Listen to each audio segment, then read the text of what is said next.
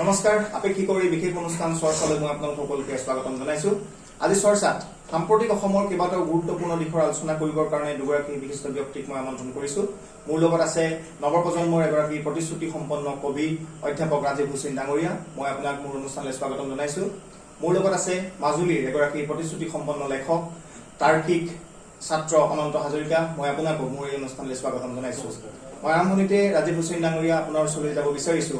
আমি দেখিছো যে সাম্প্ৰতিক সময়ৰ যি পৰিৱেশ অসমৰ যি পৰিৱেশ সেই পৰিৱেশ মুঠেও বৰ উৎসাহজনক নহয়, যি আমাক বহু সময়ত নৱপ্ৰজন্মকে হওক বা সামগ্ৰিকভাৱে অসমৰ যিটো পৰিৱেশ সেই পৰিৱেশটোক লৈ বিভিন্ন সময়ত চৰ্চা হৈছে। আমি দেখিছো আমাৰ এই দিশবিলাকক লৈ যথেষ্ট পৰিমাণে সামাজিক মাধ্যমতো চৰ্চা হৈছে। গতিকে এগৰাকী অধ্যাপক হিচাপে আপুনি সমাজৰ এগৰাকী প্ৰতিশ্ৰুতি সম্পন্ন কবি হিচাপে সাম্প্ৰতিক অসমৰ যিটো পৰিৱেশ কেনেধৰণে আপুনি বিশ্লেষণ কৰিব বিচাৰিব?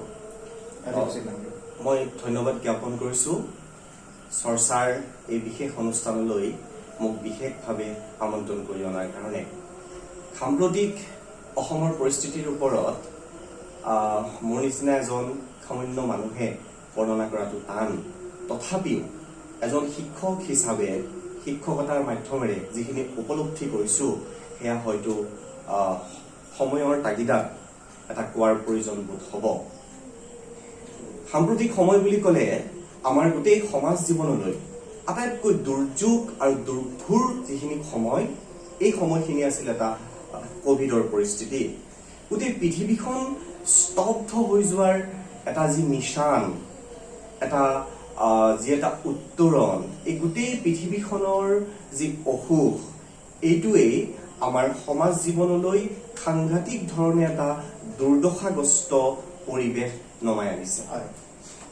দ্বিতীয় কথাটো হৈছে বৰ্তমান সমাজ ব্যৱস্থাটোৱে এচাম সস্তীয়া মানুহৰ চিন্তাধাৰাত মানুহৰ মাজত ইমান বিক্ষোভ, ইমান ক্ষোভ আৰু ইমান বিদ্বেষ ভাৱ কিছুমানে গোটেই সমাজখনক জুৰুলা কৰি থকা যেন লাগে। সেই যে অসমৰ যিটো সম্প্ৰীতিৰ যিটো নিচান, ভাৰতবৰ্ষৰ এটা শুদ্ধ সংস্কৰণ অসম, জাতি ধৰ্ম বৰ্ণ ভাষা নিৰ্বিশেষে অসমৰ বিভিন্ন জাতি জনগোষ্ঠী মানুহৰ সমন্বয়ৰ যিটো সেতু, এই অসম ভূমিত এচাম সস্তীয়া চিন্তা চৰ্চা কৰা ব্যক্তিৰ প্ৰলোভনত পৰি সমাজখন বৰ কিবা কুলুষিত হৈ থকা যেন লাগে। যি কি নহওক মই ইমানখিনি কথা বৰ্ণনা কৰিবলৈ নাযাওঁ।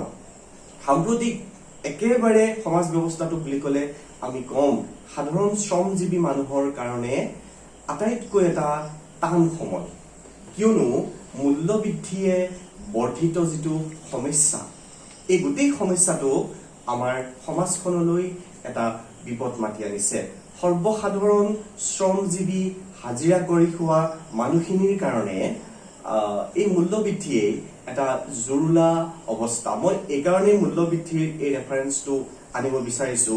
এফালে কভিড পৰিস্থিতিত আমি দুৱাৰ খিৰিকী বন্ধ কৰি ঘৰৰ ভিতৰত আছো, আৰু দুৱাৰ খিৰিকী যেতিয়াই খুলিব পৰা হৈছে তেতিয়াই বস্তুৰ যিটো মূল্য বৃদ্ধি হৈছে সাধাৰণ মানুহৰ কাৰণে সমাজখনত আটাইতকৈ বিপদজনক কথা। দ্বিতীয় কথাটো কওঁ, মই এজন শিক্ষক হিচাপে গোটেই ছাত্ৰ সমাজখনৰ কভিড পৰিস্থিতিৰ যিটো এটা পৰিৱেশ সৃষ্টি হৈছে, এই পৰিৱেশটোৱে মই ভাবো ছাত্ৰ সমাজক বহু দিনলৈ এই যিটো ক্ষতি, এই ক্ষতি পূৰণ কৰিব নোৱাৰিব। আৰু ইয়াৰ উপৰিও কিছুমান আনুষংগিক কথা আছে। এচাম চৰম কট্টৰবাদ, মৌলবাদ, ধৰ্মীয় চিন্তাধাৰাৰ মানুহৰ কাৰণেও কেতিয়াবা সমাজখন কুলুষিত হৈ থকা যেন অনুমান হৈছে। মই ভাবো এটা ভাল দিন আহক সমাজখনলৈ, আৰু আমি সকলোৱে এখন উন্নয়নশীল, এটা প্ৰগতিশীল চিন্তাৰে সমাজখন আগবাঢ়ি লৈ যোৱাৰ কথা আমি চিন্তা কৰাৰ প্ৰয়োজন বোধ কৰোঁ। হয়, ধন্যবাদ জনাইছো আপোনাৰ উত্তৰৰ কাৰণে। মই এবাৰ পোনে যাব বিচাৰিছো অনন্ত হাজৰিকা আপোনাৰ ওচৰলৈকে। আমি জানো যে বৰ্তমান লক্ষী পূৰ্ণিমাৰ দিনাৰ পৰা আৰম্ভ কৰি মাজুলীত যি এক ৰাসৰ উৎসৱ, সেই ৰাসৰ পৰম্পৰা ইতিমধ্যে মাজুলীত আৰম্ভ হৈছে। কিন্তু আপুনি যদি দেখে কেন্দ্ৰ চৰকাৰে এখন মাজুলী দলঙৰ প্ৰস্তাৱ কৰিছিল, আৰু সিদিনা নিমাতী ঘাটৰ যি অতি ভয়াৱহ, অতি পৰিতাপৰ যি নাও দুৰ্ঘটনা, তাত বহু লোকৰ তেখেতলোকৰ জীৱনৰ প্ৰতি ভাবুকি কঢ়িয়াই আনিছিল, কিন্তু ভগৱন্তই কৃপা কৰিলে তেওঁলোকক। এই যিটো দুৰ্ঘটনা, সেই দুৰ্ঘটনাটোৱে আমি জানো যে উপ নিৰ্বাচন মাজুলীত পুনৰ অনুষ্ঠিত হবলৈ গৈ আছে। গতিকে এই দলংখনক লৈ মানুহৰ মনত থকা যিখিনি পুঞ্জীভূত ক্ষোভ, এই ক্ষোভখিনিয়ে শাসনাধিষ্ঠিত চৰকাৰখনক উপ নিৰ্বাচনৰ ক্ষেত্ৰত কিছু বিৰোধ প্ৰতিক্ৰিয়াৰ সৃষ্টি কৰিব নেকি? এগৰাকী মাজুলীৰ ছাত্ৰ হিচাপে, এগৰাকী তাৰ্কিক হিচাপে আপুনি কেনেধৰণে কথাটো বিশ্লেষণ কৰিব? হয়, নমস্কাৰ। প্ৰথমতেই মই আপোনাক ধন্যবাদ জনাইছোঁ আপোনাৰ এই বিশেষ অনুষ্ঠানটোলৈ আমাক আমন্ত্ৰণ কৰাৰ কাৰণে। প্ৰথম কথাটো হ'ল, মাজুলী হৈছে এক সত্ৰীয়া সংস্কৃতিৰ প্ৰাণকেন্দ্ৰ, আৰু আমাৰ মাজুলীত ঐতিহাসিকভাৱে ৰাস উদযাপন কৰা হয়। গতানুগতিকভাৱে কোভিডৰ এই ভয়াৱহতাৰ মাজতো মাজুলীত আমাৰ ৰাসৰ যিটো প্ৰস্তুতি, সেই প্ৰস্তুতি ইতিমধ্যে আৰম্ভ হৈছে। কিন্তু আপুনি যিটো উল্লেখ কৰিছে যে কেন্দ্ৰীয় চৰকাৰৰ যিখন প্ৰস্তাৱিত দলং, যোৰহাট মাজুলী সংযোগী দলংখনৰ প্ৰসংগ, সেই প্ৰসংগটো ইতিমধ্যেই সমগ্ৰ অসমতেই চৰ্চা লাভ কৰিছে, আৰু সেই চৰ্চা লাভ কৰাৰ মূল কাৰণটো হৈছে সিদিনা সংঘটিত হৈ যোৱা সেই ভয়াৱহ নাও দুৰ্ঘটনাটো। যি দুৰ্ঘটনা, মই আপোনাক খুব দুৰ্ভাগ্যজনকভাৱে কম যে সেই নাও দুৰ্ঘটনাটো কোনো ধৰণৰ সেইদিনাখনেই যে এটা ঘটনা হ'ব তেনেধৰণৰ নহয়। গোটেই ব্যৱস্থাটো আছিলে স্বভাৱসিদ্ধ ঘটনা। কাৰণ আজি সাম্প্ৰতিক পৃথিৱীখনৰ এই বিজ্ঞান আৰু প্ৰযুক্তিবিদ্যাৰ উন্নত বিকাশৰ দিনতো মাজুলীয়ে এই যোগাযোগ ব্যৱস্থাটো পুৰণি এক পদ্ধতিৰে অহা যোৱা কৰিব লগা হৈছিল। তেনে প্ৰেক্ষাপটত তেনেকুৱা এটা ঘটনা যে হ'ব, সেইটো মাজুলীৰ যিসকল সচেতন মানুহ আছিল তেওঁলোকে অনুভৱ কৰি আহিছিল। ইতিমধ্যে বহুবাৰ এই বিষয়ে জিলা প্ৰশাসনকেই হওক বা সেই নিৰ্দিষ্ট বিভাগটোকেই হওক অৱগত কৰি আহিছিলে, কিন্তু তেওঁলোকে সেই কথাখিনিক আওকাণ কৰে, নহ'লে তেওঁলোকে বিভিন্ন ধৰণৰ ৰাজনৈতিক মেৰ পাছত সেইখিনিক তেওঁলোকে বিভিন্ন ধৰণৰ প্ৰসংগত তেওঁলোকে সেইখিনিক গুৰুত্ব নিদিয়ে। কিন্তু গোটেই কথাটো আহি পৰিলে সেইদিনাখনি ঘটনাটোৰ প্ৰসংগত, সেই ঘটনাটোৱে এটা, মই ভাবোঁ, সমগ্ৰ ব্যৱস্থাটো এটা শিক্ষা, যিটো শিক্ষাই এটা মানুহৰ মনত বা প্ৰত্যেকজন ব্যক্তিৰ মাজতেই যে মাজুলী আৰু যোৰহাট সংযোগী দলংখনৰ যিটো প্ৰাসংগিকতা, সেই প্ৰাসংগিকতা এবাৰ পুনৰ চৰ্চা লাভ কৰিলে। আৰু এই গোটেই কথাটো এনেকুৱা ধৰণৰ হয়, মাজুলী মানুহৰ এটা সপোন আছিলে যে মাজুলী আৰু যোৰহাট সংযোগী এখন দলং হ'ব, সেইটো এটা সপোন আছিলে। কিন্তু যেতিয়া 2016 চনত অসমত বিধানসভা নিৰ্বাচন হ'ল, আৰু সেই সময়ত যেতিয়া মাজুলীৰ পৰা বিজেপি প্ৰক্ষেপিত প্ৰাৰ্থী হিচাপে সৰ্বানন্দ সোণোৱাল ডাঙৰীয়াই তাত প্ৰাৰ্থিত্ব লাভ কৰিলে, আৰু যেতিয়া সেই প্ৰাৰ্থিত্ব লাভ কৰাৰ পাছত যেতিয়া নিৰ্বাচনী প্ৰচাৰত ভাৰতবৰ্ষৰ প্ৰধানমন্ত্ৰী নৰেন্দ্ৰ মোদী ডাঙৰীয়া মাজুলীলৈকে গ'ল, তেতিয়া তেওঁ নিজ মুখেৰেই কৈছিল মাজুলীৰ সেই দলংখনৰ কথা, আৰু তেওঁ প্ৰতিশ্ৰুতি দিছিল যে 70 বছৰত কংগ্ৰেছ চৰকাৰ বা অন্য চৰকাৰখনে যিখিনি কৰিব পৰা নাছিল, তেওঁ 5 বছৰত কৰি দেখুৱাব। সেইটো আছিল আমাৰ প্ৰত্যেকৰে সেই সপোনটোত এটা বাস্তৱ ৰূপ পোৱা, এটা আশাৰ সঞ্চাৰ তেখেতৰ পৰা পোৱা। গতিকে সেই যেতিয়াই প্ৰধানমন্ত্ৰী এগৰাকীয়ে মুখেৰে নিৰ্বাচনী প্ৰচাৰত তেনেধৰণে কথাবোৰ ক'লে, মাজুলীৰ 2 লক্ষাধিক মানুহ আছে, তাৰ সমান্তৰালকৈ মাজুলীক ভাল পোৱা অসমৰ, ভাৰতবৰ্ষৰ, পৃথিৱীৰ প্ৰত্যেকজন মানুহে খুব সেইটো এটা শুভবাৰ্তা বুলি, খুব যোগাত্মক কথা বুলি সকলোৱে ভাবিবলৈ ল'লে। কিন্তু পৰৱৰ্তী সময়ত বিভিন্ন ধৰণৰ যিবোৰ চৰকাৰী নিয়ম থাকে, এখন দলং প্ৰস্তুত কৰাৰ কাৰণে বিভাগীয় যিবোৰ নিয়ম থাকে, সেইবোৰ কৰা শুনিলোঁ। DPR প্ৰসংগও আহিলে, কিন্তু তদনৰ 5 বছৰৰ ভিতৰত কিন্তু কোনো ধৰণৰ বিশেষ কামটোত আগবঢ়া আমি নেদেখিলোঁ। কিন্তু দ্বিতীয়বাৰ নিৰ্বাচনৰ সময়ত আমি দেখিছিলোঁ যে মাজুলীত কিছুমান দলঙৰ কাম কৰা কিছুমান বস্তু তাতে পেলাইছিলে, কিন্তু নিৰ্বাচন হৈ যোৱাৰ পাছতেই কিন্তু সেইবোৰ খুব ৰহস্যজনকভাৱে তাৰ পৰা লৈ অনা হ'ল পুনৰ। কিন্তু সেইটো পাছত গম পালোঁ যে সেইটো সৰু আছিলে বস্তুখিনি, সেই যিখিনি যন্ত্ৰপাতি আছিলে তাতকৈ ডাঙৰ যন্ত্ৰ আনিবৰ কাৰণে পুনৰবাৰ সেয়া নিয়া হ'ল। এতিয়া যিহেতু আমাৰ মাজুলীত উপনিৰ্বাচনৰ এটা বতাহ বলিছে বা উপনিৰ্বাচনৰ এটা প্ৰাসংগিকতা আহি পৰিছে, কিয়নো সৰ্বানন্দ সোণোৱালে কেন্দ্ৰীয় মন্ত্ৰী হোৱাৰ লগে লগে তেওঁ মাজুলীৰ বিধায়ক পদটো এৰিছে। গতিকে তেনে প্ৰেক্ষাপটত আমাৰ মাজুলী দলংখনৰ প্ৰাসংগিকতা পুনৰবাৰ ৰাজনৈতিকভাৱে চৰ্চা হৈছে। সেইকাৰণে আমাৰ অসমৰ মুখ্যমন্ত্ৰীগৰাকীয়েও খুব গুৰুত্ব সহকাৰে কথাবোৰ কৈছে মাজুলী দলংখনক লৈ পেলাই। তেওঁ কেবিনেটৰ এটা সিদ্ধান্ত মৰ্মে এজন মন্ত্ৰীকো নিয়োগ কৰিছে, তাৰ দলংখনৰ নিৰ্মাণৰ বিভিন্ন ধৰণৰ তথ্যবোৰ জানিবৰ কাৰণে এজন মন্ত্ৰী, কেবিনেট মন্ত্ৰী পৰ্যায়ৰ এগৰাকী মন্ত্ৰীক তেওঁ নিয়োগ কৰিছে। গতিকে এই গোটেই কথাখিনিৰ পৰা মই ভাবোঁ যে এটা যোগাত্মক সঁহাৰি নিশ্চিতভাৱে পাম। তাৰ সমান্তৰালকৈ এটা কথা ক'বই লাগিব যে মাজুলীৰ দলংখনৰ কথা বহু কথা কয়, বহুজন ব্যক্তিয়ে এটা সময়ত বিৰোধিতাও কৰিছিলে, কিন্তু মাজুলীৰ দলংখন প্ৰত্যেকজন মাজুলীয়ালৰ কাৰণে এটা মৌলিক অধিকাৰ স্বৰূপ। কিয়নো মানুহে যেতিয়া জীৱনৰ নিৰাপত্তাৰ কথাটো প্ৰশ্ন চিহ্ন ল'বলগীয়া হয় তেতিয়া জীৱনৰ এই যে আধুনিকতা এই যে একবিংশ শতিকাৰ বিজ্ঞানৰ যিবোৰ চমক সেই চমক কিন্তু শূন্য হৈ যায় প্ৰশাসনলৈকে পৰিণত হয় গতিকে মই ভাবো যে মাজুলী আৰু যোৰহাট সংযোগী দলংখন আমাৰ মাজুলীৰ প্ৰত্যেকজন নাগৰিকৰেই এটা মৌলিক অধিকাৰ এই যিখন দলঙৰ নিৰ্মাণ কাৰ্যই আৰম্ভ কৰা আজি 2016 চনতে ইয়াৰ প্ৰস্তাৱ হৈছিলে কিন্তু হোৱা নাই ইতিমধ্যে আমি কলো নিমাতী ঘাটৰ ফেৰী দুৰ্ঘটনা সংঘটিত হ'ল এই যিটো দুৰ্ঘটনা মানুহৰ যিটো পঞ্জীভূত ক্ষোভ মাজুলীবাসীৰ যিখিনি ক্ষোভ সেই ক্ষোভখিনি মানুহে আগন্তুক উপনিৰ্বাচনত প্ৰয়োগ কৰিব নেকি খুব গুৰুত্বপূৰ্ণ প্ৰশ্ন এটা আপুনি উত্থাপন কৰিছে মাজুলী মানুহৰ এই গোটেই ব্যৱস্থাটো এটা ক্ষোভ নিশ্চিতভাৱে আছে কিন্তু নিৰ্বাচনৰ প্ৰসংগলৈকে যদি আমি যাওঁ তেতিয়া কিন্তু কথাটো অলপ বেলেগ হয় কাৰণ নিৰ্বাচনৰ বস্তুটো এটা বেলেগ ধৰণৰ বিষয় তাৰ সমান্তৰালকৈ নিৰ্বাচনক প্ৰাৰ্থীসকলক লৈ পেলাই বহুত কথা আহি পৰে এতিয়া মাজুলীত কোনজন প্ৰাৰ্থীক বিজেপিয়ে প্ৰক্ষেপ কৰিব এতিয়ালৈকে কোনো ধৰণৰ স্থায়ী সিদ্ধান্ত হোৱা নাই আৰু সমান্তৰালকৈ কংগ্ৰেছৰ প্ৰসংগলৈকে যদি যায় কংগ্ৰেছৰ যিজন ইয়াৰ আগৰ বিধায়ক আছিলে বা সৰ্বানন্দ সোণোৱালৰ লগত প্ৰতিদ্বন্দ্বিতা কৰা কংগ্ৰেছৰ প্ৰক্ষোভিত প্ৰাৰ্থী আছিলে তেওঁ ইতিমধ্যেই কংগ্ৰেছৰ বিষয় বাবৰ পৰা বিশেষকৈ মাজুলীৰ যি তেওঁ সভাপতি আছিলে জিলা কংগ্ৰেছৰ সেই সভাপতিও তেওঁ ত্যাগ কৰিছে আৰু সমান্তৰালকৈ তেওঁ দেখিবলৈ পোৱা মতে বা শুনিবলৈ পোৱা মতে কংগ্ৰেছৰ এই ব্যৱস্থাবিলাকৰ পৰা তেওঁ আঁতৰি আছে তেনে প্ৰেক্ষাপটত এজন বিৰোধী প্ৰক্ষেপিত প্ৰাৰ্থী হিচাপে এতিয়ালৈকে আমি ভাল এজন মুখ দেখা নাই এতিয়ালৈকে সমান্তৰালকৈ এজন বৰ্তমান বিজেপি শাসিত চৰকাৰখনে বা বিজেপি দলটোও কিন্তু এতিয়ালৈকে এজন কোনো ধৰণৰ নিৰ্দিষ্ট ব্যক্তিক প্ৰক্ষেপ কৰা নাই গতিকে এই গোটেই কথাটোত নিৰ্ভৰ কৰিব সেই প্ৰাৰ্থীজনক লৈ পেলাই মাজুলীৰ ভোটাৰ মই বিশ্বাস কৰোঁ খুব সচেতন ভোটাৰ মাজুলীৰ ভোটাৰ শিক্ষিত ভোটাৰ গতিকে মই ভাবোঁ যিজন ব্যক্তিকে নিদিয়ক মই ভাবোঁ দল আৰু মতৰ ওপৰত গৈ পেলাই মাজুলীয়ে এজন ব্যক্তিক নিৰ্বাচন কৰিব যিজন ব্যক্তিয়ে প্ৰকৃতাৰ্থত মাজুলীৰ উন্নয়ন কৰিবলৈ চেষ্টা কৰিব যিজন ব্যক্তিয়ে প্ৰকৃতাৰ্থত বিধানসভাত গৈ উদাত্ত কণ্ঠৰে মাজুলীৰ বিভিন্ন ধৰণৰ সমস্যাসমূহৰ বিষয়ে বলিষ্ঠভাৱে উপস্থাপন কৰিব পাৰিব প্ৰকৃতাৰ্থত মাজুলীৰ উন্নতিৰ কাৰণে কামনা কৰিব পাৰিব গতিকে মই ভাবোঁ তেনেকুৱা প্ৰসংগটোত মই মাজুলীৰ মানুহে খুব সুন্দৰ ভূমিকা ল'ব বুলি ভাবোঁ বিশ্বাস কৰোঁ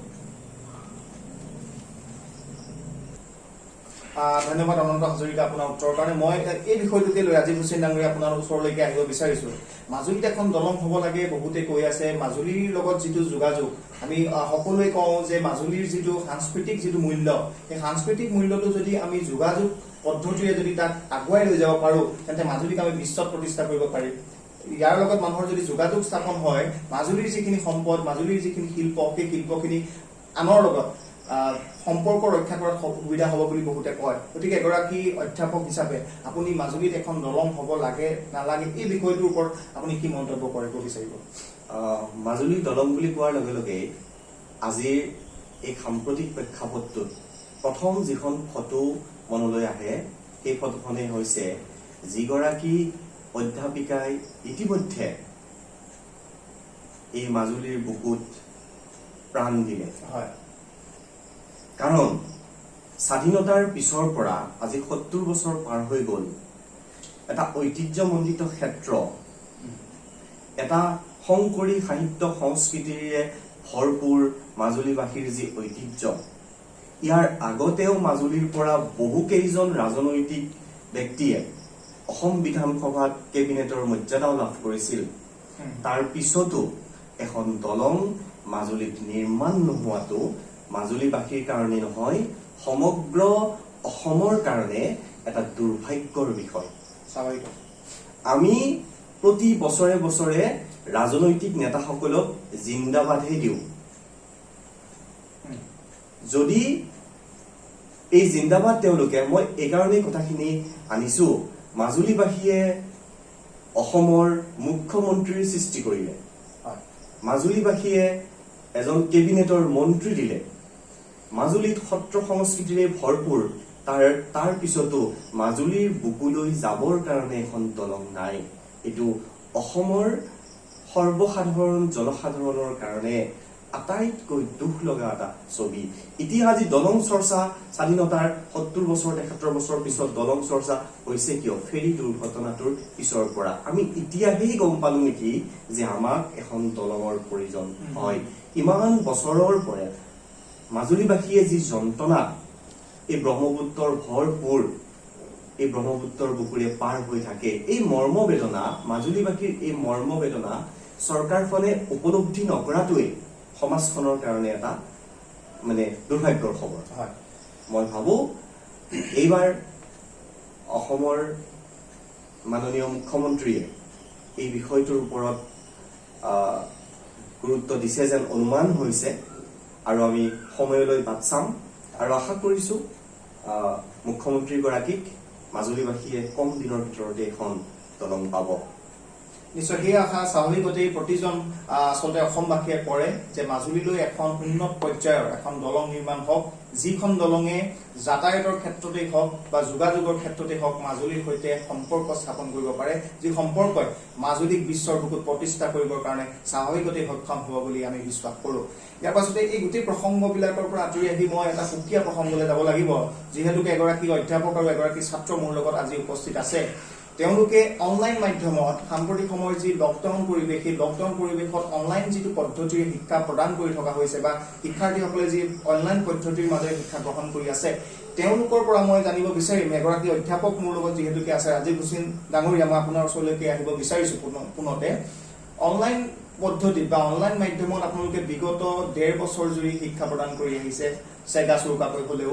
গতিকে কেনেকুৱা ধৰণৰ অনুভৱ আপুনি পাইছে, যিটো ফিজিকেল ক্লাছ আৰু অনলাইন মোডৰ ক্লাছ, এগৰাকী অধ্যাপক হিচাপে আপুনি কেনেকুৱা ধৰণৰ তফাৎ দেখিবলৈ পাইছে? ফিজিকেল ক্লাছ আৰু অনলাইন ক্লাছৰ মাজত যথেষ্ট পাৰ্থক্য আছে, কিন্তু এই 1.5 বছৰে অনলাইন ক্লাছ কৰাৰ পিছত এনেকুৱা এটা হৈছে যে আমি অফলাইন ক্লাছলৈ যাবলৈ যেন মন নাই, কাৰণ আমি ইমান ভালকৈ একানপতীয়াকৈ ইমান সময় উপযোগীকৈ এই মাধ্যমটো আমি গ্ৰহণ কৰিছো আৰু ছাত্ৰ ছাত্ৰীসকলক তাত আমি ইনভলভ কৰাইছো। আমি অন্তত বিকল্প হিচাপে ছাত্ৰ ছাত্ৰীসকলে এনেই থকাতকৈ আমি অন্তত ছাত্ৰ ছাত্ৰীসকলক ব্যস্ত কৰিব পাৰিছো। আৰু এটা দীঘলীয়া সময় অনলাইনত পাঠদানৰ এই যিটো প্ৰক্ৰিয়া, এই প্ৰক্ৰিয়াটোত আমি যিহেতু পাৰ কৰিছো, গতিকে এনেকুৱা লাগিছে যেন অফলাইনৰ এতিয়া যদিও কলেজ খুলিছে, অফলাইন হৈছে, এতিয়া মানে অনলাইন ক্লাছ কৰিবলৈ যেন বেছি ভাল লাগে। এইটো মোৰ ব্যক্তিগত কথা। এনেকুৱা লাগে যেন গুগল মিটলৈ যাম, তাতেই কথাখিনি কম আৰু কম ছাত্ৰ ছাত্ৰীক তোমালোকে কেমেৰাটো অন কৰা আৰু আমি ক্লাছটো কৰিম।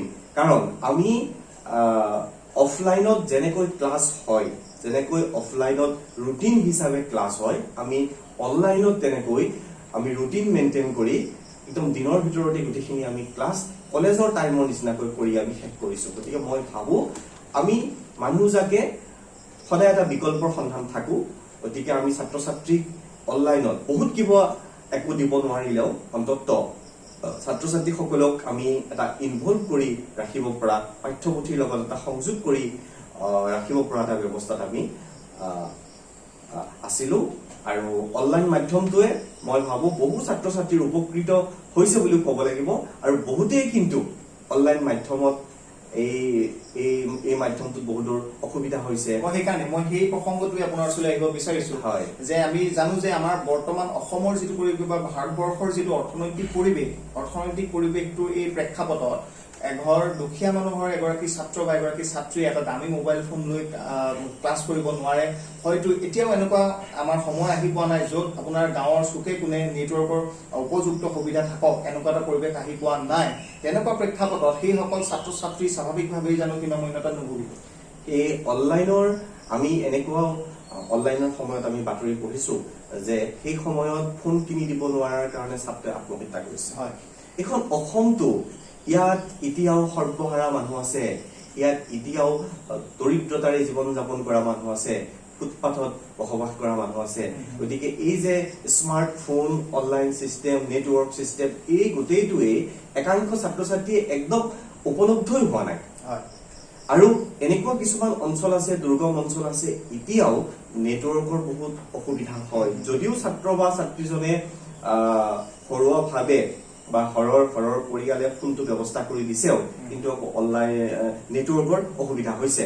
গতিকে এনেকুৱা ধৰণৰ অসুবিধা হৈছে, অসুবিধা নোহোৱা নহয়। আৰু এই ফোনৰ কাৰণে, অনলাইন ক্লাছৰ কাৰণে, এটা স্মাৰ্টফোনৰ কাৰণে ছাত্ৰই আত্মহত্যা কৰাও অনলাইন লকডাউনৰ এই সময়টোত আমি দেখিবলৈ পাইছো। হয়, স্বাভাৱিকতে কিন্তু সেই সমস্যাবিলাক থাকিলেও আমি বিকল্পৰ সন্ধান কৰি যিহেতুকে আগুৱাই যাব লাগিব, আমাৰ শিক্ষা ব্যৱস্থা যিহেতু আমি প্ৰদান কৰিব লাগিব, গতিকে বিকল্প সন্ধানৰ কাৰণেহে আচলতে আমি অনলাইন মাধ্যম গ্ৰহণ কৰিছো।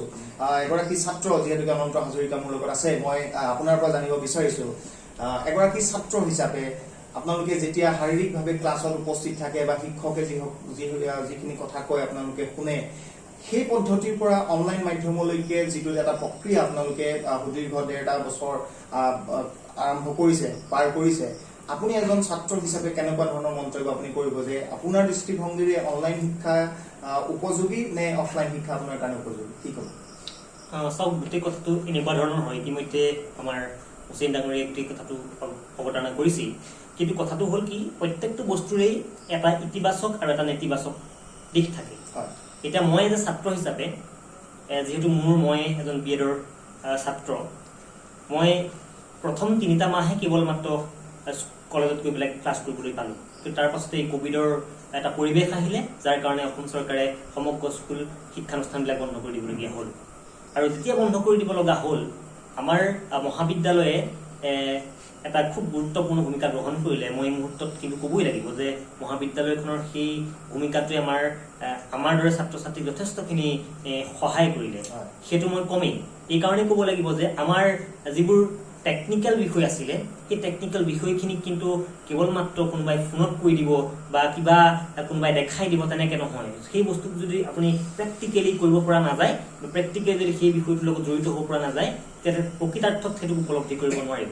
কিন্তু আমি যেতিয়া সেই সুবিধাটো নাপালোঁ, প্ৰেক্টিকেলি সেই বিষয়বিলাক কৰা, বিশেষকৈ আপোনাৰ কিছুমান দিশ আছে, এজন শিক্ষক শিক্ষাৰ্থী হিচাপে আমাৰ কিবা এটাও প্ৰেক্টিকেলৰ বিষয় থাকে, সেই প্ৰেক্টিকেলবিলাক আমি কৰাৰ সিমান সুবিধা নাপালোঁ। কিন্তু তথাপিতো আমাৰ মহাবিদ্যালয়ে কিছুমান সুবিধা প্ৰদান কৰিছিলে, যিবিলাক সুবিধাই আমাক যথেষ্টখিনি সহায় কৰিলে পৰৱৰ্তী সময়ত। কিন্তু এইটো নকওঁ যে অনলাইন শিক্ষা ব্যৱস্থা স্থায়ী হ'ব লাগে, এইকাৰণে নকওঁ যে অনলাইন শিক্ষা ব্যৱস্থাই এজন শিক্ষাৰ্থীৰ যিটো মূল্যায়ন প্ৰকৃতাৰ্থত, সেই মূল্যায়নটো সম্ভৱ কৰিব নোৱাৰে। এই কাৰণে নোৱাৰে, এজন শিক্ষকে যেতিয়া এটা ক্লাছৰুমত ফিজিকেলি উপস্থিত থাকি ছাত্ৰ ছাত্ৰীসকলৰ সৈতে বাৰ্তালাপ কৰে বা ছাত্ৰ ছাত্ৰীসকলৰ সৈতে এটা নিৰ্দিষ্ট বিষয় আলোচনা কৰে, সেই বিষয়টোত ছাত্ৰ ছাত্ৰী এজনৰ যিটো গুৰুত্ব থাকে বা যিটো তেওঁলোকৰ সেই বিষয়টোৰ প্ৰতি আগ্ৰহ থাকে, সেই আগ্ৰহটো কিন্তু অনলাইন শিক্ষা ব্যৱস্থাত নাই। এনেকুৱাও হয় বহু সময়ত নেটৱৰ্কৰ যিটো ইছ্যু, সেই নেটৱৰ্কৰ ইছ্যু এটা গুৰুত্বপূৰ্ণ বিষয় কোনোবা এজন অধ্যাপকে যদি আলোচনা কৰি থাকে, সেইটো সুন্দৰভাৱে বা সেইটো একাধিক্ৰমে শুনিবলৈ সুবিধা নহয়। বহুতো নেটৱৰ্ক ইছ্যু হোৱাৰ কাৰণে লিফ্ট হৈ যাব লগা হয়, যিটো সমস্যা মই নিজেও ভুক্তভোগী। মাজুলীত খুব নেটৱৰ্কৰ সেইটো সময়ত জিঅ' নেটৱৰ্কৰ অৱস্থা খুব বেয়া, আজিও বেয়া। গতিকে সেই নেটৱৰ্ক ব্যৱস্থাৰ এটা লগা অৱস্থা থকাৰ সমান্তৰালকৈ আমাৰ মাজুলীৰ যিটো আমাৰ কাৰেণ্টৰ চিষ্টেম আছে, কাৰেণ্টৰ যিটো আপোনাৰ অহা যোৱা কৰি থকা এটা পদ্ধতি ইতিমধ্যে আছেই। গতিকে এই গোটেইবিলাকে এটা আমাক কেতিয়াবা ব্যতিব্যস্ত নকৰা নহয়। কিন্তু মই এইটো নকওঁ যে যিহেতু কোভিডৰ দৰে এক ভয়াৱহ পৰিস্থিতি, য'ত কোনো ধৰণৰ স্কুল প্ৰতিষ্ঠান তেনেকুৱা ধৰণৰ খোলাৰ অৱকাশ নাই, তেনে প্ৰেক্ষাপটত কিন্তু সাময়িকভাৱে অনলাইন শিক্ষা ব্যৱস্থাক মই নকওঁ যে খুব নেতিবাচক কিবা এটা বা খুব ছাত্ৰ ছাত্ৰীসকলক এটা বেলেগ ধৰণলৈ লৈ গৈছে, কিন্তু সহায় কৰিছে। কিন্তু এইটো নকওঁ যে অনলাইন শিক্ষা ব্যৱস্থাটো যে স্থায়ী সমাধান। গতিকে অনলাইন শিক্ষা ব্যৱস্থাই কেৱল মাত্ৰ খন্তেকৰ কাৰণেহে কাৰোবাক উপযোগী হিচাপে কাম কৰিব পাৰে। স্বাভাৱিকভাৱেই আচলতে ৰাজীৱ হুছেইন ডাঙৰীয়া বা অনন্ত হাজৰিকাই কোৱাৰ ধৰণে অনলাইন মাধ্যমটো আচলতে শিক্ষাৰ্থীসকলৰ কাৰণে বা এজন শিক্ষকৰ কাৰণে প্ৰকৃত আচলতে পন্থা হ'ব নোৱাৰে। যিহেতুকে শাৰীৰিক এটা ক্লাছত এগৰাকী শিক্ষকে বা এজন ছাত্ৰই যেনেধৰণে মূল্য বা তেওঁলোকৰ ক্লাছটোৰ যিটো মূল্য, সেই মূল্যটো উপলব্ধি কৰিব পাৰে, অনলাইন ক্লাছত হয়তো তেনেকুৱা হয়তো কৰিব পৰা ব্যৱস্থাটো হয়তো নাই। তথাপিতো বিকল্প ব্যৱস্থা হিচাপে আমি ইয়াক বাছি ল'ব লাগিব। এই প্ৰক্ৰিয়া যিহেতুকে এটা ভয়ানক মহামাৰী আমাক কৰিবলৈ বাধ্য কৰাইছে, গতিকে আমি সময়ৰ আহ্বান হিচাপে ইয়াক আমি মানি ল'বলৈ বাধ্য। মই অনুষ্ঠানটো শেষ কৰিম। অনুষ্ঠানটো শেষ কৰাৰ পূৰ্বে মোৰ লগত থকা দুয়োগৰাকী বিশিষ্ট ব্যক্তিকে মই আন্তৰিকতাৰে ধন্যবাদ জ্ঞাপন কৰিছোঁ তেখেতলোকৰ বহুমূলীয়া সময় আমাক দিয়াৰ কাৰণে। মই শেষৰটো প্ৰশ্নলৈ যাব বিচাৰিছোঁ অধ্যাপক ৰাজীৱ হুছেইন ডাঙৰীয়া, আপোনাৰ ওচৰলৈকে। আমি দেখিছোঁ যে সাম্প্ৰতিক সময়ত বৰ্তমান অসমৰ যিটো পৰিৱেশ, ধৰ্মকেন্দ্ৰিক যিবিলাক সংঘাতেই হওক, মানৱীয় যিবিলাক মানৱীয় প্ৰমূল্যবোধবোৰ যেন বহু পৰিমাণে ক'ৰবাত হেৰাই গৈছে। ছচিয়েল মিডিয়াত আমি ইয়াৰ যিবিলাক প্ৰমাণ বা ইয়াৰ যিবিলাক প্ৰতিচ্ছবি, সেই প্ৰতিচ্ছবিবিলাক দেখিবলৈ পাওঁ। গতিকে এগৰাকী সমাজ সচেতন কবি হিচাপে এগৰাকী লেখক হিচাপে, আপুনি এগৰাকী অধ্যাপক হিচাপে এই গোটেই দিশটো আপুনি কেনেধৰণে বিশ্লেষণ কৰিব যে সাম্প্ৰতিক সময়ৰ যিটো অসমৰ পৰিৱেশ বৰ যেন সুস্থিৰ নহয়? সাম্প্ৰতিক অসমৰ পৰিৱেশ এক কথাত বৰ সুস্থিৰ নহয় বুলি ক'লে এটা ভুল ধাৰণা হ'ব, কাৰণ আমি নিজে আছো, কিন্তু একাংশ মানুহৰ কাৰণে এই পৰিৱেশটো আচলতে সৃষ্টি হৈছে। আমি নকওঁ যে গোটেই অসমখন তেনেকুৱা হৈ গ'ল, কিন্তু একাংশ ইয়াত বিভিন্ন ফেক্টৰ জড়িত হৈ থাকে। এই ফেক্টৰবিলাকে বিভিন্ন সময়ত ক্ৰিয়া প্ৰতিক্ৰিয়া কৰে। এতিয়া মানৱীয়তা হেৰাই যোৱা যিটো ঘটনা আজি কিছুদিন আগতে হৈছে, চিপাঝাৰৰ গৰুকুটিৰ ঘটনা, চিপাঝাৰৰ গৰুকুটিৰ ঘটনা, গৰুকুটিত উচ্ছেদ হৈছে, তাত আমাৰ ক'বলগীয়া নাই। গৰুকুটিত চৰকাৰী মাটি চৰকাৰে গ্ৰহণ কৰিছে, এইটো এটা চৰকাৰী এটা চিষ্টেম থাকে, এটা ব্যৱস্থা থাকে, তেওঁলোকে তাত সেই চিষ্টেমত তেওঁলোকে কৰে।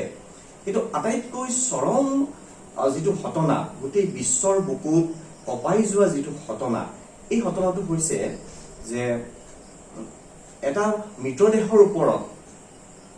এটাৰ ওপৰত যি তাণ্ডৱ নৃত্য, এই নৃত্যটোৱে সচেতন মহলক, অসমবাসীক, বিশ্ববাসীক চমৎকাৰ কৰি তুলিছে। যে মানুহ এনেকৈ হ'ব পাৰে, সি যি জাতিৰেই নহওক, যি ভাষাৰেই নহওক, যি বৰ্ণৰেই মানুহ নহওক, এটা মৃতদেহৰ ওপৰত অমানৱীয়ভাৱে, অসহনীয়ভাৱে নৃত্য প্ৰদৰ্শন কৰাটোৱে আজিৰ তাৰিখত কি বুজাইছে? এই যে এটা অসহিষ্ণু, এটা সহিব নোৱাৰা দৃশ্য, এনেকুৱা ধৰণৰ কথাবোৰেই লাহে লাহে মানুহৰ মাজলৈ বিষবাষ্প হিচাপে বিয়পি আহিছে। আমি ভাবো এতিয়াও অসমখনত যথেষ্ট চিন্তাশীল, সচেতন, ভাল মানুহ এতিয়াও আছে। এইসকল মানুহ ওলাই আহক আৰু সমাজখনত ভাল এটা বাৰ্তা দিয়ক। আমি সকলোৱে এখন সম্প্ৰীতিৰ আৰু এখন আনন্দৰ সমাজত থাকিব বিচাৰো। ইয়াত আমি ভাতৃঘাতী হোৱাটো নিবিচাৰো। ইয়াত কোনোবা পিতৃঘাতী হওক, কোনোবা মাতৃহাৰা হওক, কোনোবা পিতৃহাৰা হওক, এনেকুৱা ধৰণৰ যাতে খবৰ আমাৰ সমাজখনলৈ নাহে, এইটোৱে আমি কামনা কৰিম। আৰু একাংশ সস্তীয়া চিন্তাধাৰাৰ মানুহৰ জন্ম হৈছে সামাজিক মাধ্যমত। তেওঁলোকে যিকোনো কথা লিখি দিয়ে, আৰু ইতিহাস নজনাকৈও বহু মানুহে ছচিয়েল মিডিয়াটো, সামাজিক মাধ্যমটো, ফেচবুকটো ব্যৱহাৰ কৰে। এটা আহ্বান মই এজন শিক্ষক হিচাপে কম, যিসকলে ইতিহাস নজনাকৈ কোনো বিষয়বস্তু উপস্থাপন কৰিবলৈ যায়, তেওঁলোকে অন্তত অকমান পঢ়া শুনা কৰি আহক, সেই বিষয়টো সুন্দৰকৈ উপস্থাপন কৰক, তেতিয়া তেওঁৰ লগতে বাকী সকল মানুহ উপকৃত হ'ব। আৰু মই আহ্বান কৰিছো, অসমত যিসকল প্ৰগতিশীল চিন্তাৰ মানুহ আছে, তেওঁলোক ওলাই আহক, এটা সুস্থ নেতৃত্ব দিয়ক, সুস্থ এটা বাতাবৰণ সৃষ্টি কৰক। মানুহৰ মাজত যিটো এটা অসহিষ্ণু, এটা হিন্দু মুছলমান বুলি এটা প্ৰতিটো সময়ত এটা মানে বাতৰি হৈ গৈছে য'ত ত'ত। গতিকে এইবিলাক বস্তু সমাজখনৰ পৰা আঁতৰি যাওক, এইবোৰ বস্তু থকাটো আমি নিবিচাৰো। আমি সকলোৱে এটা আনন্দৰ দিন অসমখনত মানুহে পাৰ কৰক, এইটোহে বাৰ্তা সমাজখনলৈ। স্বাভাৱিকতে সকলোৱে আচলতে আমি আশা কৰো যে সমাজৰ যিবিলাক অসূয়া, সেই অসূয়াবিলাক নাইকিয়া হৈ মানুহৰ মনলৈ যি নতুনত্বৰ সঞ্চাৰ, সেই নতুনত্বৰ সঞ্চাৰ মানুহে মগজুত লাভ কৰক, এয়া আমি সকলোৱে আচলতে কামনা কৰো। এখন শান্তিৰ অসম স্বাভাৱিকতে সকলোৱে আমি কামনা কৰো। মই অনুষ্ঠানটো সামৰণি মাৰিম। এটা শেষ প্ৰশ্ন মই মোৰ লগত উপস্থিত থকা অনন্ত হাজৰিকা, ৰাজীৱ হুছেইনলৈকে আগবঢ়াইছো যে ৰাজীৱ হুছেইন ডাঙৰীয়া, আপুনি যিহেতুকে অসমৰ এগৰাকী প্ৰতিভা সম্পন্ন এগৰাকী কবি, আপুনি অধ্যাপক, আপুনি বহু সময় ধৰি অসমৰ এইখন যি কাব্য জগত, সেই কাব্য জগতখনত আপুনি কাব্য চৰ্চা কৰি আহিছে। সাহিত্যৰ ক্ষেত্ৰখনত আপোনাৰ এটা দীঘলীয়া সময় ধৰি আপুনি ইয়াতে অতিবাহিত কৰিছে।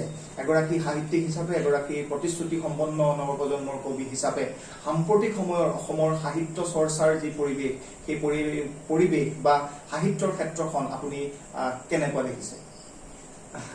মই নিজকে বহুত ডাঙৰ সাহিত্যিক আৰু মই বহুত কবি বুলি মই নাভাবো। আচলতে মই চৰ্চাহে কৰি আছো। সাম্প্ৰতিক সময়ৰ যিখন সাহিত্যৰ ক্ষেত্ৰ, অসমৰ ক্ষেত্ৰত, অসমৰ নতুন চামৰ ভিতৰত অজস্ৰ প্ৰতিভাৱান ভাল লিখিব পৰা হয়। যুৱক যুৱতী ইতিমধ্যে ওলাই আহিছে।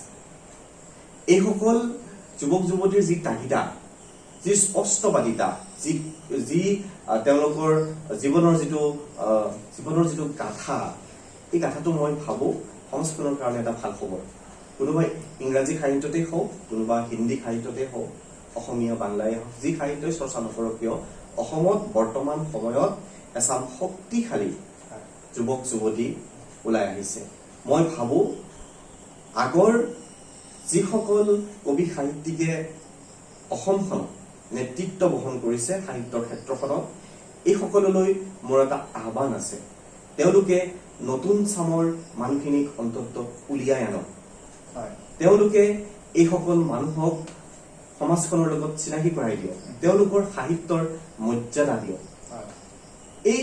এই বস্তুটোৱে বিভিন্ন সময়ত আমাক আমনি কৰে। অসমৰ এখন ভাল আলোচনী আছে, যিখন আলোচনীত নতুন চামৰ বহু ভাল কবিতা গল্প প্ৰকাশ কৰিব পাৰিলেহেঁতেন, তেওঁলোকে কিন্তু এইটো নকৰে। তেওঁলোকে এচাম প্ৰতিষ্ঠিত ব্যক্তিৰ পিছতেই লাগি থাকে। এচাম প্ৰতিষ্ঠিত ব্যক্তিয়ে আমাৰ নতুন চামৰ মানুহখিনিক উলিয়াই আনক আৰু এই ক্লেশটো দূৰ কৰক। ইয়াৰ লগত বিশেষভাৱে এটা প্ৰাসংগিকতা আনিব লাগিব অসম সাহিত্য সভা। অসম সাহিত্য সভাই নতুন চামৰ এইসকল প্ৰতিভা সম্পন্ন যুৱক যুৱতীক এটা পৰ্যায়লৈ লৈ অহাৰ এটা পৰিকল্পনা কৰিলে মই ভাবো এইসকলে অসমতেই নহয় গোটেই ভাৰতবৰ্ষতে ৰাষ্ট্ৰীয় পৰ্যায়তে এটা ভাল উচ্চ স্তৰৰ সাহিত্য তেওঁলোকে সৃষ্টি কৰিব পাৰিব। আৰু সাম্প্ৰতিক এই কোভিডৰ সময়ত বহু ভাল গ্ৰন্থৰ সৃষ্টি হৈছে, বহু ভাল উপন্যাস সৃষ্টি হৈছে, বহু কবিতা ৰচনাৰ সৃষ্টি হৈছে, মানুহে অধ্যয়ন কৰিছে। কিন্তু এটা কথা নোকোৱাকৈ থাকিব নোৱাৰি। ছচিয়েল মিডিয়াত দেখা পোৱা যায় মানুহে অজস্ৰ ধৰণৰ কবিতা লিখে। এই কবিতা লিখিবলৈ যাওঁতে এইসকল কবি অলপ সচেতন হোৱা দৰকাৰ। কবিতাটো লিখাৰ ওপৰত যিমান গুৰুত্ব দিয়ে তেওঁলোকে আচলতে অকণমান অনুশীলন কৰক, অলপ সাধনা কৰক, তেতিয়া হয়তো এটা কবিতাই গোটেই জীৱনৰ কাৰণে সমাজখনৰ মানুহে কাৰোবাক মনত ৰাখিব পাৰে। আমি উৎকৃষ্টতাৰ ওপৰত আমি গুৰুত্ব দিব লাগে। মই ভাবো সাম্প্ৰতিক সময়ত কোভিড পৰিস্থিতিটো বহুত ভাল ৰচনাৰ সৃষ্টি হৈছে। এইটো আচলতে স্বাভাৱিকভাৱে গোটেই অসমৰ যিসকল উঠি অহা নৱপ্ৰজন্মৰ সাহিত্যিক বুলি নকলেও যিসকলে সাহিত্য চৰ্চা কৰিবৰ কাৰণে আগবাঢ়ি আহিছে, এইটো স্বাভাৱিকতেই বৰ এটা শুভ লক্ষণ অসমৰ কাৰণে। অনন্ত হাজৰিকা, মই আপোনাৰ পৰা এই বিষয়টোৰ ওপৰতেই, এই মোৰ প্ৰশ্নটোৰ ওপৰতেই মই আপোনাৰ পৰা মন্তব্য ল'ব বিচাৰিম যে সাম্প্ৰতিক সময়ৰ যি সাহিত্য চৰ্চাৰ যিটো এটা ধাৰা আৰম্ভ হৈছে, ফেচবুকতেই হওক বা সামাজিক মাধ্যমতে হওক, বহুতে যথেষ্ট উন্নত মানদণ্ডৰ সাহিত্য সৃষ্টি কৰিছে। আৰু সেই ফেচবুকৰ জনপ্ৰিয়তাই মানুহে ইতিমধ্যে গ্ৰন্থও প্ৰকাশ কৰিছে, আপুনিও জানে, সকলোৱে জানো। গতিকে সাম্প্ৰতিক সময়ৰ সাহিত্য চৰ্চাৰ এই পটভূমিটো সম্পৰ্কত এগৰাকী নতুন প্ৰজন্মৰ উদীয়মান ছাত্ৰ হিচাপে আপুনি কি মন্তব্য আগবঢ়াব বিচাৰিব? হয়, প্ৰথম কথা হ'ল গ্ৰন্থ অধ্যয়ন সাম্প্ৰতিক সময়ত খুব এটা গুৰুত্বপূৰ্ণ বিষয় হৈ পৰিছে। আমাৰ নতুন প্ৰজন্মৰ প্ৰতি এটা সততে অভিযোগ আছে, আমি কিতাপ পঢ়িবলৈ পাহৰি। গতিকে এই যে আমাৰ সামাজিক মাধ্যমসমূহত বিভিন্ন ধৰণৰ লেখা মেলাবোৰ ইতিমধ্যে ছাৰে কৈছেই যে ভাল ভাল কিছুমান সৃষ্টি প্ৰকাশ হৈছে, সেই প্ৰকাশটোৱে মই ভাবোঁ যে সেই অভিযোগটোক হয়তো ক'ৰবাত নহয় ক'ৰবাত খণ্ডন কৰি দিয়ে। অৰ্থাৎ নতুন প্ৰজন্মৰো এনেকুৱা কিছুমান মানুহ আছে বা এনেকুৱা কিছুমান যুৱক যুৱতী আছে যিসকলে পঢ়া শুনা কৰে, অধ্যয়নৰ লগত জড়িত হয় আৰু সাহিত্য চৰ্চাৰ প্ৰতি এটা তেওঁলোকৰ টান থাকে। গোটেই কথাটো এনেকুৱা ধৰণৰ, সাম্প্ৰতিক যিখন পৃথিৱী, এখন ভাৰ্চুৱেল পৃথিৱী। আজি আপুনি যদি আজিৰ পৃথিৱীত থাকি প্ৰত্যেকৰে হাততেই ইণ্টাৰনেট, প্ৰত্যেকৰে হাততেই মোবাইল ফোন, গতিকে তেনে প্ৰেক্ষাপটত আমাৰ যিবোৰ চিন্তা, সেই চিন্তাবোৰ প্ৰকাশ কৰাৰ উপযুক্ত মাধ্যম আছে। সেই মাধ্যমসমূহ নতুন প্ৰজন্মই বিভিন্ন ধৰণৰ চিন্তাৰে, বিভিন্ন ধৰণৰ শৈলীৰে ইতিমধ্যে বিভিন্ন ধৰণৰ গল্প, কবিতা, বিভিন্ন ধৰণৰ এটা ধাৰা ইতিমধ্যে আগবঢ়াই লৈ গৈছে। মই ভাবোঁ যে নতুন প্ৰজন্মৰ যুৱক যুৱতীসকলৰ প্ৰচুৰ সম্ভাৱনা আছে আৰু ময়ো তাৰে এজন যুৱক। মই যিটো ভাল লেখা মেলা কৰোঁ বুলি নাভাবোঁ, তথাপিতো মই খুব গ্ৰন্থ অধ্যয়ন কৰাৰ এটা হাবিয়াস সদায় ৰাখোঁ। ভাল মনৰ যিটো মনে বিচৰা কিছুমান গ্ৰন্থ মই প্ৰায় সংগ্ৰহ কৰোঁ বিভিন্ন ঠাইলৈ গ'লে। আৰু মই ভাবোঁ যে নতুন প্ৰজন্মৰ প্ৰত্যেকজন মানুহেই অধ্যয়ন কৰিব লাগে আৰু অধ্যয়নে মানুহক প্ৰশান্তি দিয়ে, অধ্যয়নে মানুহক চিন্তাৰ এটা উত্তৰণ প্ৰদান কৰে। গতিকে মই ভাবোঁ যে প্ৰত্যেকজন মানুহে অধ্যয়ন কৰক আৰু অধ্যয়নেহে মানুহক প্ৰগতিশীল চিন্তালৈকে আগবঢ়াই লৈ যাব পাৰে। গতিকে অধ্যয়নৰ বিকল্প আজিৰ দিনত কিন্তু বিশেষ একো নাই। হয়, আন্তৰিক ধন্যবাদ জনাইছো অনন্ত হাজৰিকা আপোনাক। স্বাভাৱিকতে আপুনি যিটো কথা ক'লে যে অধ্যয়নৰ জৰিয়তে আমি মানসিক প্ৰশান্তি লাভ কৰোঁ, এই যিষাৰ বাক্য, এই বাক্যশাৰী মই নৱপ্ৰজন্মৰ মাজলৈ লৈ যাব বিচাৰিছো মোৰ অনুষ্ঠানটোৰ জৰিয়তে, যে তেওঁলোকেও গ্ৰন্থ অধ্যয়ন কৰক আৰু গ্ৰন্থ অধ্যয়ন কৰাৰ সমান্তৰালভাৱে তেখেতলোকেও সাহিত্য সৃষ্টি কৰি অসমৰ যিখন সাহিত্য উৰ্বৰা, যিখন অসমৰ সাহিত্য ক্ষেত্ৰ, এই ক্ষেত্ৰখনত তেওঁলোকেও সাৰ পানী যোগাব বুলি মই স্বাভাৱিকভাৱে আশা কৰোঁ। মোৰ অনুষ্ঠানত অংশ লোৱা দুয়োগৰাকী বিশিষ্ট ব্যক্তিকে মই ধন্যবাদ জ্ঞাপন কৰিছোঁ। ৰাজীৱ হুছেইন ডাঙৰীয়া, আপোনাক বিশেষভাৱে ধন্যবাদ জ্ঞাপন কৰিছোঁ। অনন্ত হাজৰিকা, আপোনাকো ধন্যবাদ জ্ঞাপন কৰিছোঁ। সময়ৰ কাৰণে আমি কেতবোৰ বিশেষ দিশ আলোচনা কৰিবলৈ হয়তো থাকি গ'ল, তথাপিতো আমি পৰৱৰ্তী সময়ত আলোচনা কৰিম। গতিকে আজিৰ অনুষ্ঠানটো মই ইমানতে সামৰিছোঁ। চাই থাকিব আপেক্ষিক। ধন্যবাদ।